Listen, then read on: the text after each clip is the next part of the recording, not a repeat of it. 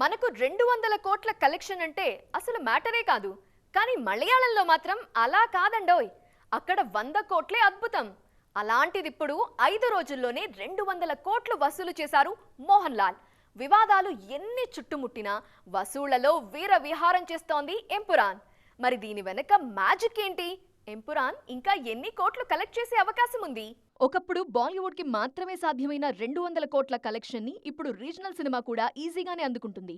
South సినిమాలు మంచినీళ్లు తాగినంత ఈజీగా 200 కోట్లు కలెక్ట్ చేస్తున్నాయి. 2024లో ఈ లిస్ట్ లోకి మలయాళం సినిమా కూడా ఎంట్రీ ఇచ్చింది. మంజుమల్ బాయ్స్ తో ఫస్ట్ టైం 200 కోట్ల క్లబ్ లోకి ఎంటర్ అయింది కేరళ ఇండస్ట్రీ. కొన్నాళ్లుగా మలయాళం సినిమాకి గోల్డెన్ టైం నడుస్తోంది. గతేడాది భ్రమయుగం, ప్రేమలు సెన్సేషన్ క్రియేట్ చేస్తే మంజుమల్ బాయ్స్ కొత్త చరిత్రే రాసేసింది. 2 ఏళ్ల కింద టొవినో థామస్ హీరోగా నటించిన 2018 సినిమా 175 కోట్లు వసూలు చేస్తే 230 కోట్లతో మంజుమల్ బాయ్స్ ఈ రికార్డు తిరగరాసింది.